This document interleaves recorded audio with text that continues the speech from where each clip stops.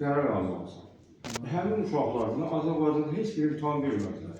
O universitetlərin qəbul kağızı, üstə gələn o universitetlər, dünya top universitetlər içərisində 500-cü yerdən daxil olduğu nəzərə alındı və bu insanlar getdilər. Nə qədər, indi demək sizə bir söz deyim, bu dövlət proqramına gedənlərin hamısı qayıdıb Azərbaycanda işləməlidir. Amma sonradan elə oldu ki, hörmətli prezidentimizə təqdim olundu ki, biz onları həkimdir, o da bitirdi, qayıtdı Azərbaycana, bunun təcrübəsi yok, bir şey yok. Bu olsun, orada işləsin, bir müddətdən sonra Azərbaycana gəlsin. Çünki bu yardım haqqı razılıq verir. Ondan sonra bax, bizim nə qədər tanınmış alimlərimiz, həkimlərimiz indi oradan gəlir. Yəni, bu təhsil yenə deyir, onun dəlir, millətin gəlir, həqiqətdə elədir. Qayıt sonra mən görürəm, uşaqlar gəlib fikirlər, 200 valdır. 200 valla girən uşaqlar oxuya bilmirlər. Heç cür oxuya bilmirlər. Ona görə də onu artıq nazirlikdə fikirləşir, artıq növbəti illərdən artıq bal qalxacaq. Yəni bu təkmilləşmə işləri getməlidir, mütləq edəcək.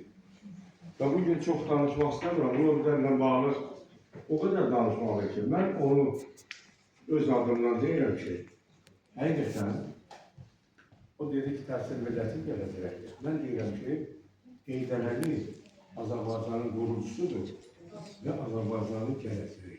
Həqiqətdə elədir. O insanın vaxtı ilə dediklərini biz deyirik, mən öz adımdan deyirəm.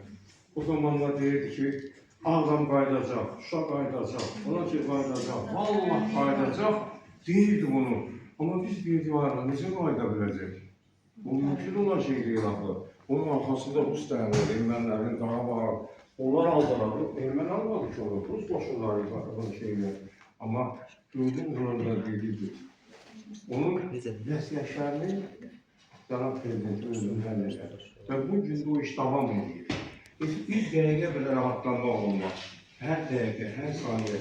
Siyasət elə şeydir ki, dünən başqadır, bugün başqadır. Onu bircə dənə addım gediksən, sən artıq bir şey qura bilməyir. Buna görə bir daha hamıda sağ ol deyirəm gəldiniz və ulu öndərin bu tədbiri keçirilir, Qazaxda da keçiriləcək. Sabah hamı, bütün rayonlarda olan Heydər Əliyev mərkəzləri var. O mərkəzlərə gedəcəklər, orada gördüklərində qoyacaqlar və ulu öndərə öz ehtiramlarını bildirəcəklər.